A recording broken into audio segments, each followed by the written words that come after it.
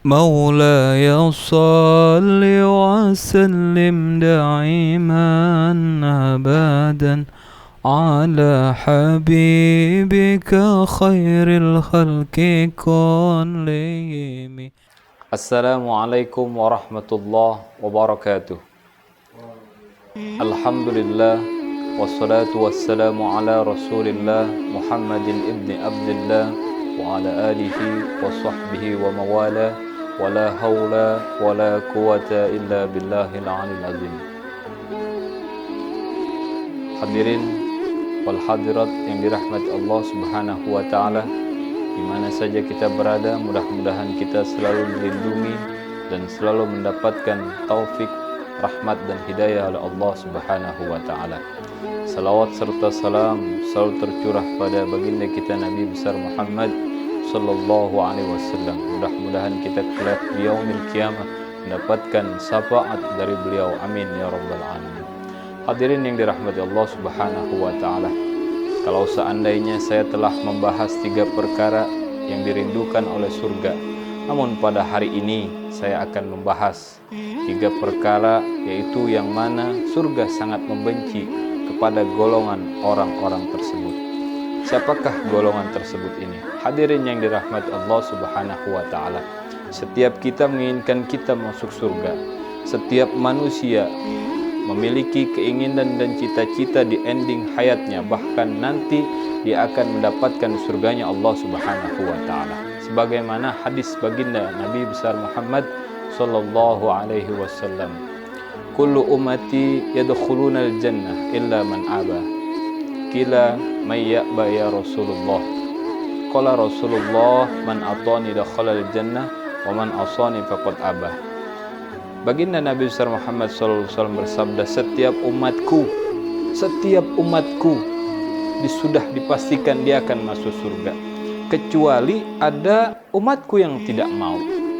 Sahabat pada saat itu bingung dan bertanya, ya Rasulullah, apakah ada orang yang tidak mau ingin masuk surga? Rasul pun bersabda, man atoni, barang siapa yang taat padaku, yang menjalankan sunnah-sunnahku, dakhalal jannah, sudah dipastikan dia akan masuk surga. Waman asani, barang siapa yang membengkang, tidak mau menjalankan perintahku, sunnah-sunnahku, sudah pastikan orang itu tidak mau masuk surga. Hadirin yang dirahmati Allah Subhanahu wa taala, ternyata ada golongan orang yang enggan masuk surga. Bahkan surga pun tidak mau dimasukin golongan tersebut. Siapakah golongan tersebut? Hadirin yang dirahmati Allah, yang pertama adalah asyirku billah, orang yang syirik kepada Allah Subhanahu wa taala. Dia mengaku seorang muslim, dia mengucapkan syahadat, namun dia percaya kepada hal-hal yang berbau dengan mistik. Dia masih mendatangi dukun-dukun, peramal-peramal, ahli-ahli nujum yang mana menduakan Allah Subhanahu wa taala. Hadirin yang dirahmati Allah, maka tak pantas seorang yang mengaku seorang muslim dia menduakan Allah Subhanahu wa taala. Bukankah kita berjanji dulu, alastu birabbikum? Qalu bala sahidna. Apakah kamu tahu aku adalah Tuhanmu dan aku akan yang segalanya bagimu? Kita belah berjanji pada saat itu di alam ruh, ya, engkau adalah Tuhanku. Alastu birabbikum? Na'am. Qalu bala sahidna. Kita telah bersaksi pada Allah Subhanahu wa taala. Dan tak pantas seorang kita mensekutukan Allah Subhanahu wa taala.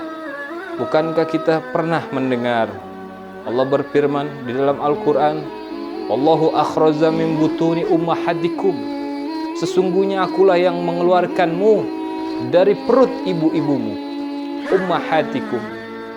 Wa ja'ala sam'a, dan Allah memberikan kita pendengaran, wal absar, penglihatan, wal afidah, bahkan pengetahuan hati dan lain-lain. La'allakum tashkurun.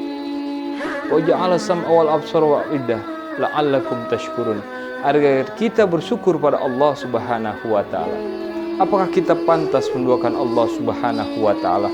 Kita lahir ke dunia ini dalam keadaan telanjang, kita tidak tahu apa-apa. Ketika kita sudah bertumbuh, berkembang, apakah pantas kita menduakan Allah Subhanahu wa taala? kita dalam keadaan yang hina dahulunya, kita dimuliakan. Allah berfirman, laqad khalaqnal insana fi ahsani taqwim. Laqad khalaqna, sungguh kami ciptakan engkau wahai manusia dalam sebaik-baiknya rupa, dalam sebaik-baiknya bentuk. Kalau seandainya bentuk kita saja sudah dimuliakan oleh Allah Subhanahu wa taala, maka tak pantas kita menduakan Allah Subhanahu wa taala. Cobalah kita berpikir, kita dari segi bentuk zahir kita adalah makhluk yang sangat sempurna. Kita diberikan akal pikiran, bahkan segala penciptaan bentuk kita. Ini lubang hidung 2. Kenapa lubangnya ke bawah? Karena kalau ke atas, air kalau hujan turun pada kita. Mulut kita punya 1, kenapa enggak 8? Kuping kita punya 2. Semuanya serba sempurna, bahkan sempurna diberikan kepada manusia.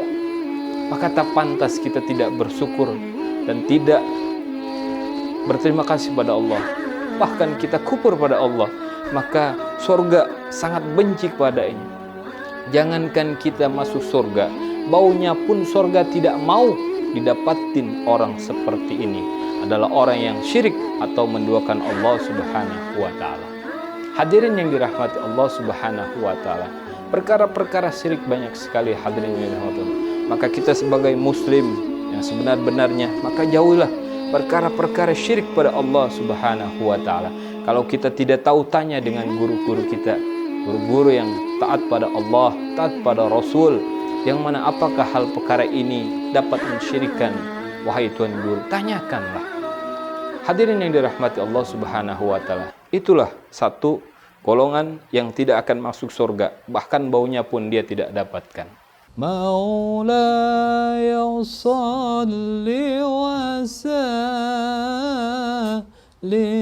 daiman abada.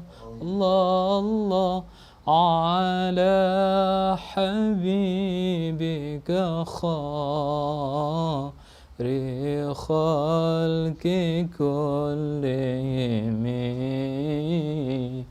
Maulaya salli wa sallim daiman abada. Allah ala habibika khairi khalqi